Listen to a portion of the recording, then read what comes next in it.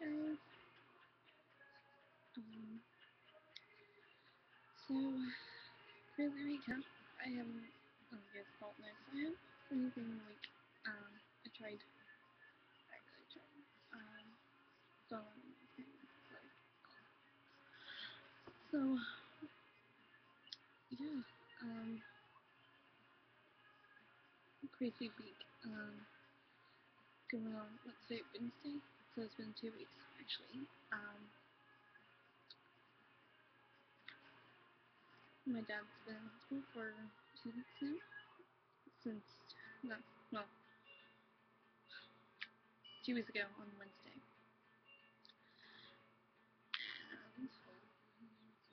and he's now slowly recovering, they say. I have no idea. I have not been there to see him. I don't hospitals. I don't. If you're a child and you just want, if you're a child and you're watching this, you do not want to watch your parents be in that situation. So yeah. I tried making this video 4 times. I don't know what's wrong with my computer or my camera. But yeah. But yeah. I got my different nails.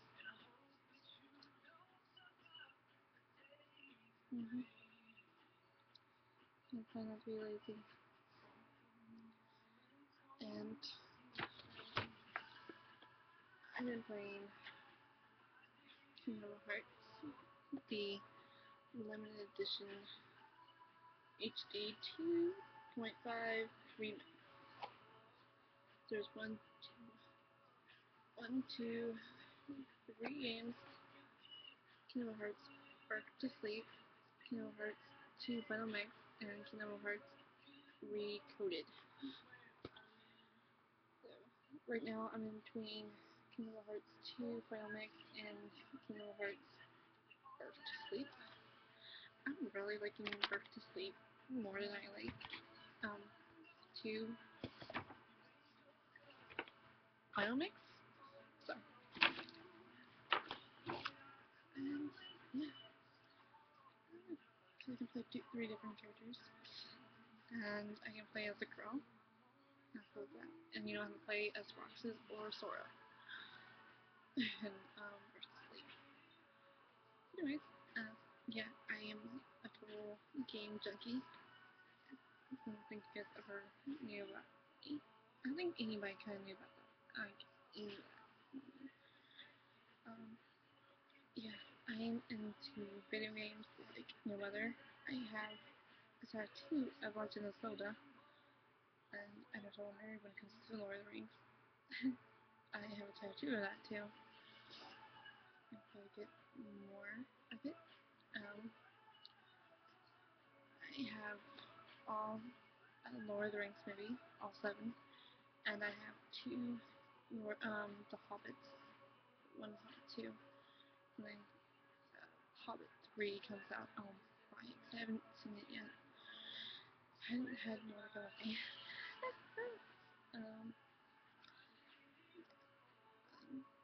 I'm into games like Kingdom Hearts,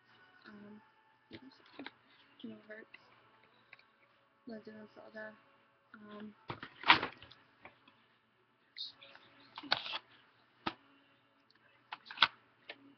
Skyrim. Now it's the limited edition too.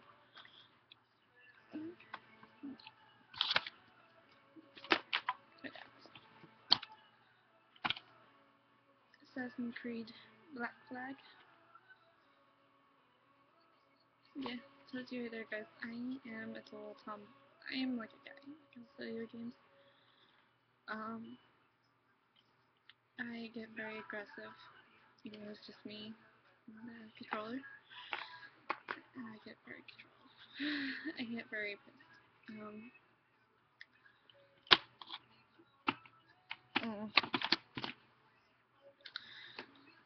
Yes, I only have like a few minutes, but it's whatever. I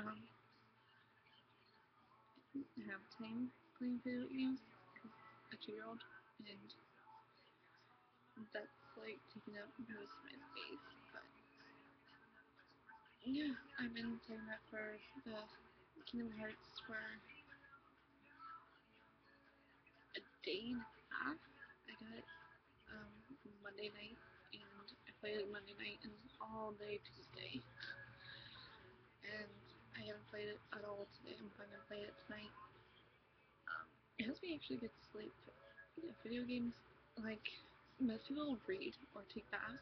Video games help me sleep. It doesn't matter how drastic the game is or how rated the game is.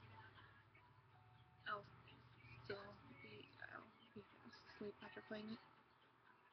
Um, I think it's because I haven't played it video games in so long. Because all my ex-boyfriends who are usually video game nerds, I usually tend to guys that play video games, and I can never play video games at all because of my all my exes because they were always on playing the heavy controller. They would never let me play it. I think it's like I think guys think girls shouldn't play video games. They should be um, this perfect girl that looks pretty, acts pretty, cooks meals, and takes care of the house, and takes care of the kids and all that. And the guys have all the time in the world to play these video games and do work and yeah, be the perfect guy. And they don't know what happens when the guy goes to work and the girls just play video games.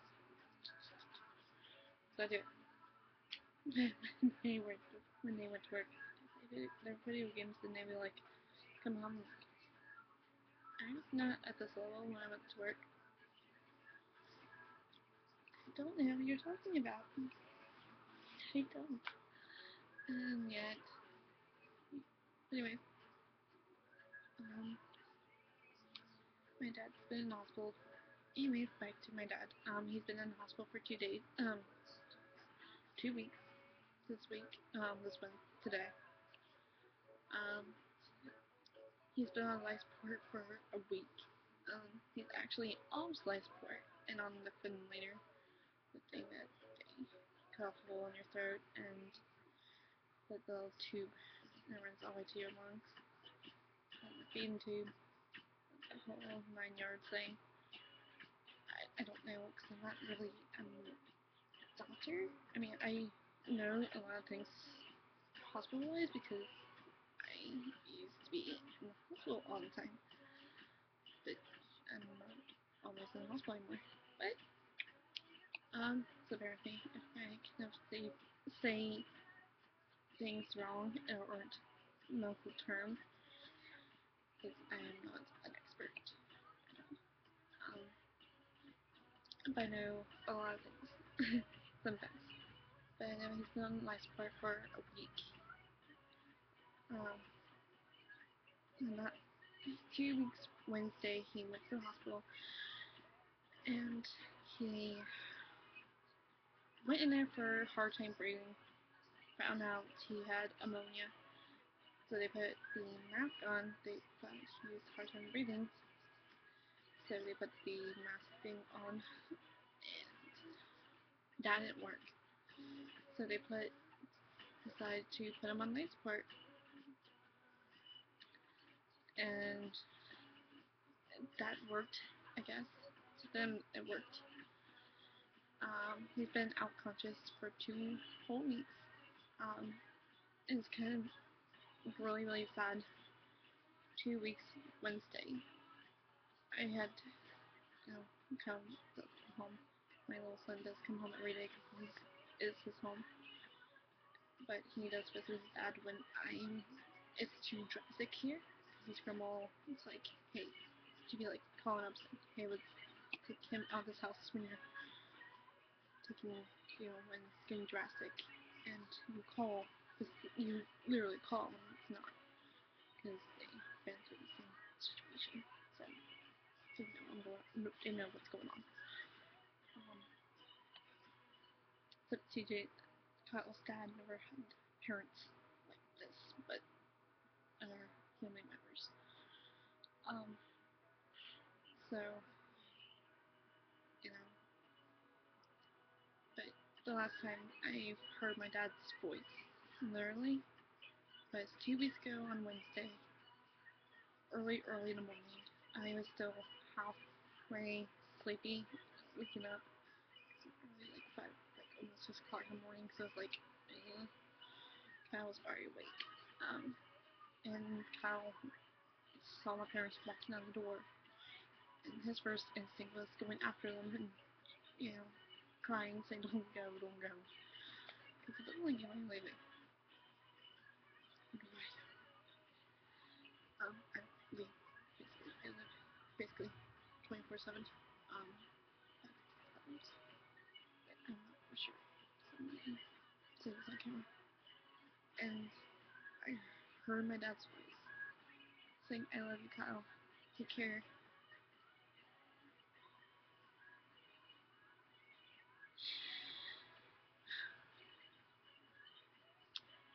And I wish I woke up more.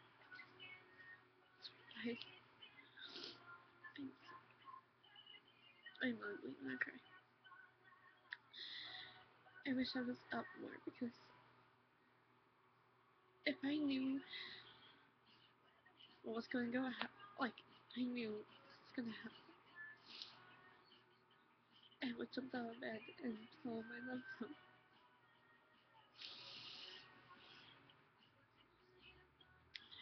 I would have jumped in the hood and I loved him. And he better come home fighting. But I didn't. I laid in bed.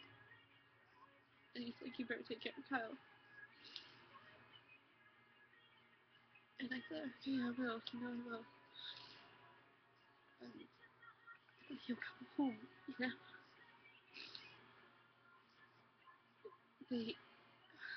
I called them 2 days ago.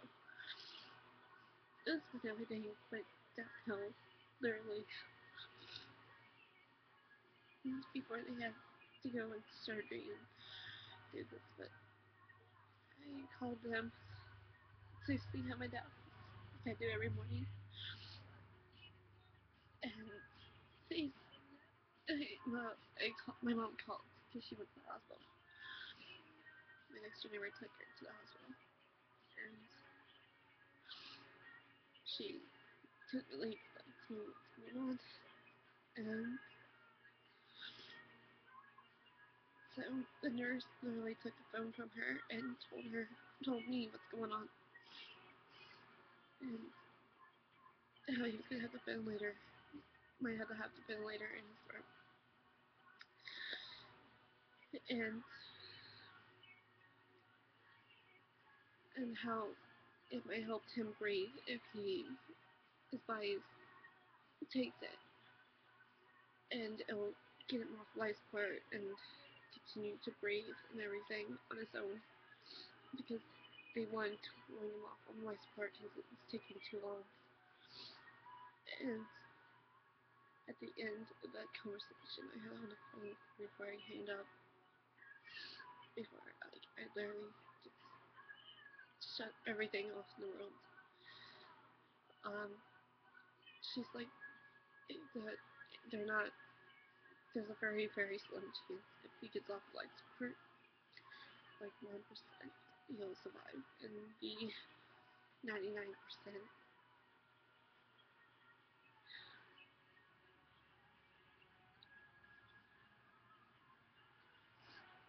he will die.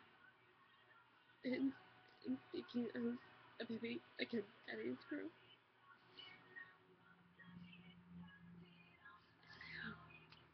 many of you out there are daddy's girls out there too, because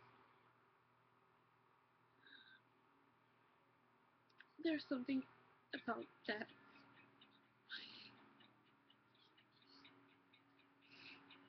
that as girls have a special bond with our dads.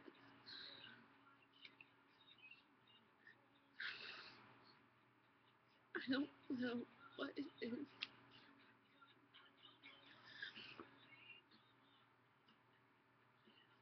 I don't know. And I know I'm a guy's girl. And I claimed my dad more than I claimed my mom. Because I have no idea. You know, my dad's been working all my life and drank my whole entire life. And, you know, I didn't have that great of a bond with my dad. Because he would drink my life away. Like all my youth away. And I would watch him drink and get into fights and get into car wrecks and stuff. And he would be going home sleeping. And he wouldn't bond with me. But as I got older, really, after finding out I was pregnant, everything changed. I seen my dad getting happier, even though he was still upset of knowing his little girl got pregnant. And trust me, guys, it hurt me more than my parents and my family knew, because I grew up the Saturday way. You don't disappoint your parents because they would take a whip to you and beat you. But that's not how my parents would raise me. But, you know, I didn't want to disappoint them because they were my strength and everything.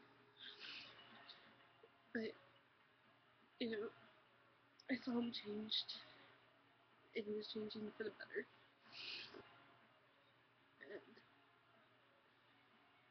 And when I found out the news that he might have for a high chance of dying if he, as you know, they take him off life support, you know, and he ended up like literally just hanging up on her. It was like after 9 before I hanged up on her, I'm like, we're not caring. So they're basically telling me my dad's never coming home ever again.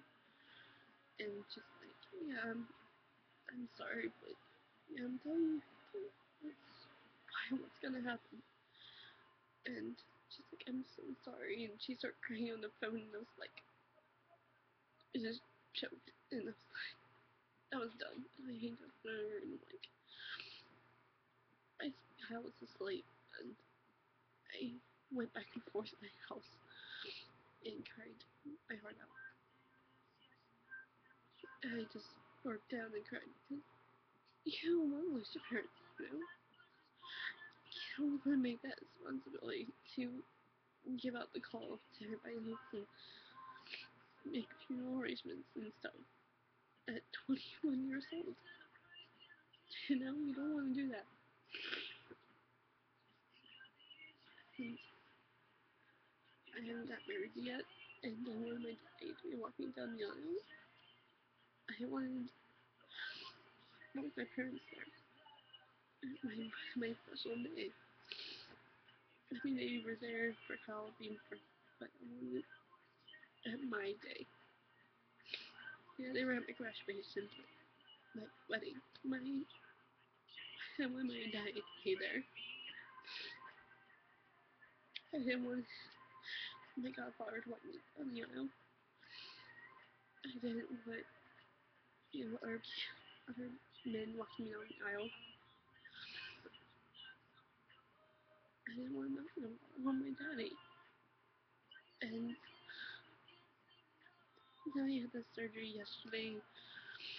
Called him this morning, and they said that he's showing very, very baby steps in his life. And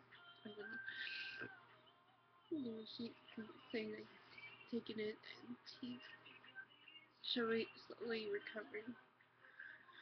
And now we're talking about rehab, and yeah, and it's horrible.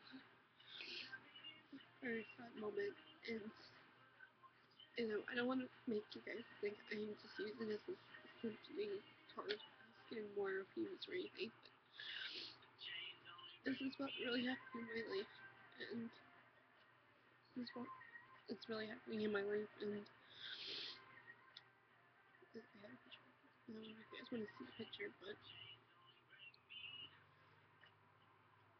I mean, I wouldn't be making this up if I wanted this.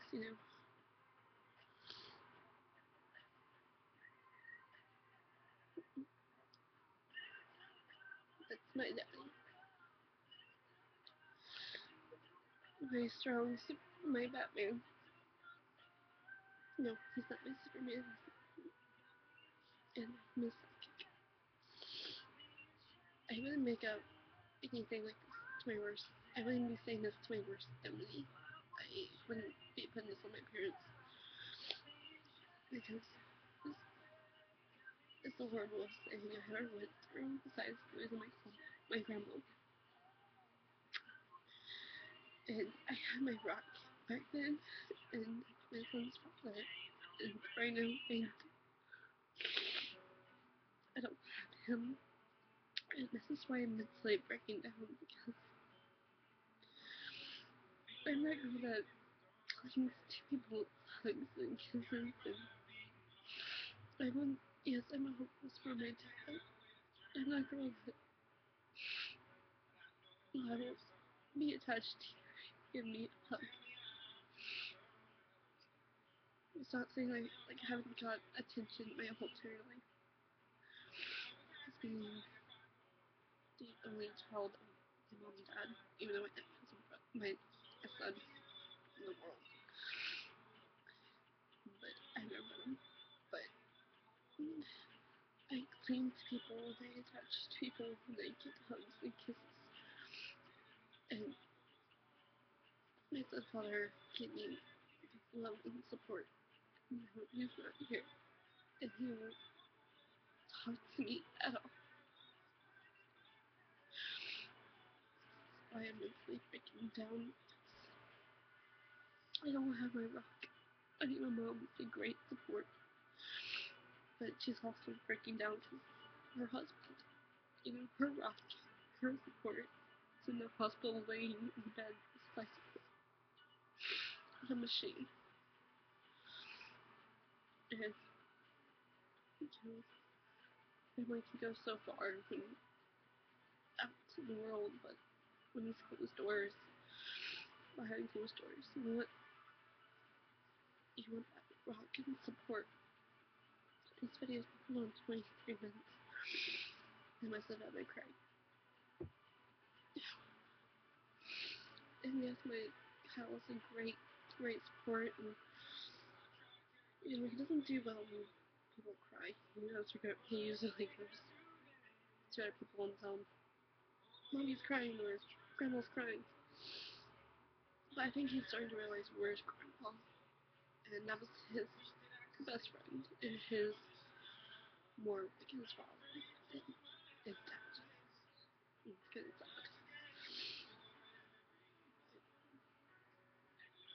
But if you guys do comment and say, your prayers are out there. I want to physically say before, if you do or not, the prayers do mean a lot to me. It does mean a lot to my mom.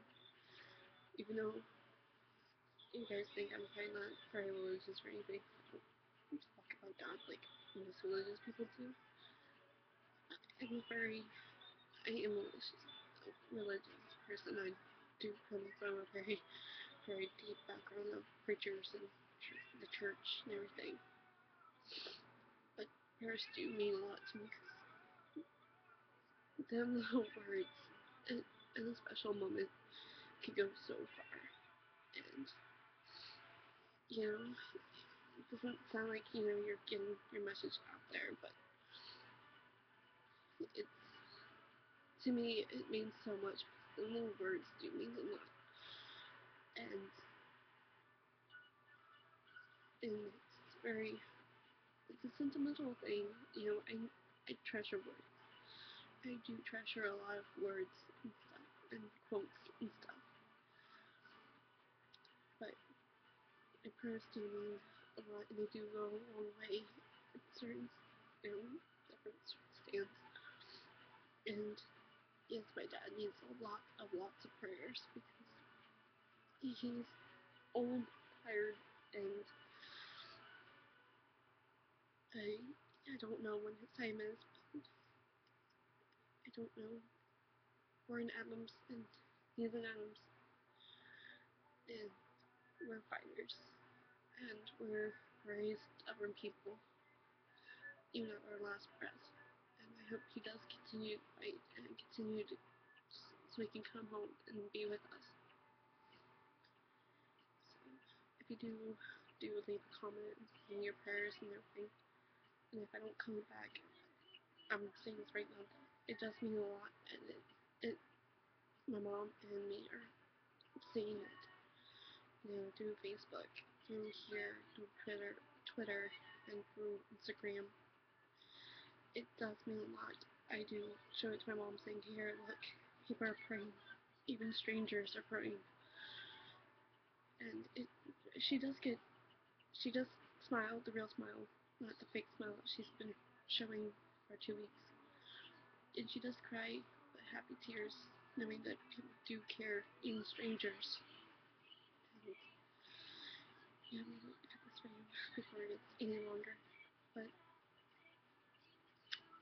thank you guys for listening and staying tuned for 27 minutes. Anyways, I love you guys, and I really do. You guys, my love for you guys is eternal. It's forever, and never forget that. YouTube is my world. It's my friend, and when he watches it, watch YouTube videos are my friend. So, love you guys.